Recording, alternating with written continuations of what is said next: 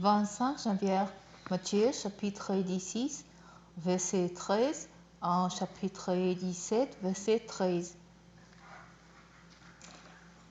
Jésus se rendit dans la région de Césarée de Philippe.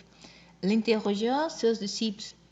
Que disent les gens au sujet du fils de l'homme? Qui laisse-t-il d'après eux? Ils répondirent.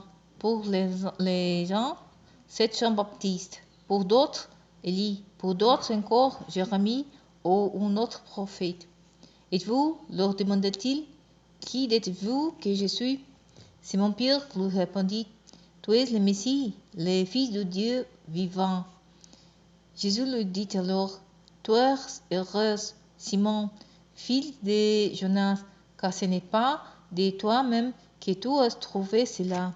C'est mon Père céleste qui te l'a révélé. Et moi, je te déclare, tu es Pierre, et sur cette pierre, j'y bâtirai mon église, contre laquelle la mort elle-même ne pourra rien. Je te donnerai les clés du royaume des cieux.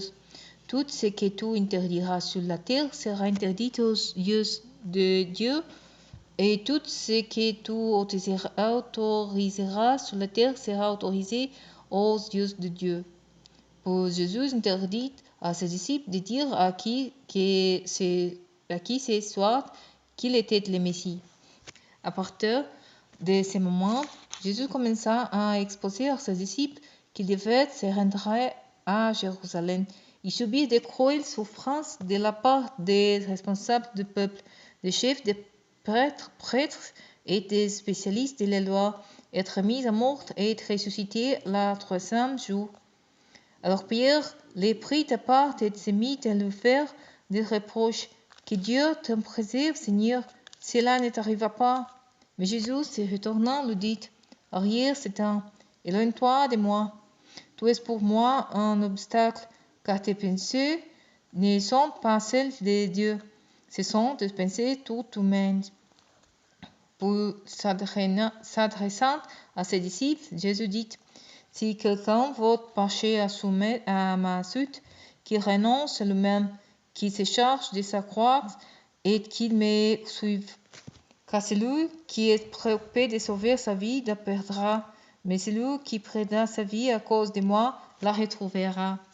Si un homme parvient à posséder le monde entier, à quoi cela lui sert-il s'il perd sa vie? Et que peut-on donner pour acheter sa vie? Le Fils de l'homme viendra dans la gloire de son Père avec ses anges, et alors il donnera à chacun ce que lui auront valu ses actes. Vraiment, je vous l'assure, plusieurs de ceux qui sont ici ne mourront pas avant d'avoir vu le Fils de l'homme venir comme roi. 6 jours plus tard, Jésus prit avec lui Pierre, Jacques et Jean, son frère, et les amena sur une haute montagne, à l'écart. Il fut transfiguré devant eux. Son visage se mit à resplendir comme le soleil. Ses vêtements prirent une blancheur éclatante comme la lumière. Et voici que Moïse et Élie leur apparurent. Ils s'entretenaient avec Jésus. Pierre s'adressa à Jésus et lui dit, Seigneur, il est bon que nous soyons ici.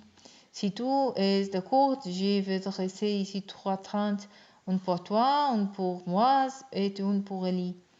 Pendant qu'il parlait ainsi, une nuée lumineuse les enveloppa, et une voix en sortit qui disait, celui-ci est mon fils bien-aimé, celui qui fait toute ma joie. Écoutez-le.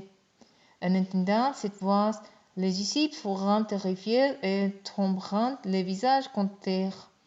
Mais Jésus s'approcha et posa la main sur eux en disant, Levez-vous et n'ayez pas peur. Alors ils levèrent les yeux et ne virent plus que Jésus seul. Pendant qu'ils descendaient de la montagne, Jésus leur donna cet ordre. Ne racontez à personne ce que vous venez de voir avant que le Fils de l'homme soit ressuscité. Les disciples lui demandèrent alors, Pourquoi donc les spécialités de la loi disent-ils qu'Élie doit venir d'abord? Il leur répondit, effectivement, Élie doit venir remettre toutes choses en ordre. Oh, je vous le déclare, Élie est déjà venu, mais ils ne l'ont pas reconnu. Au contraire, ils l'ont traité comme ils ont voulu.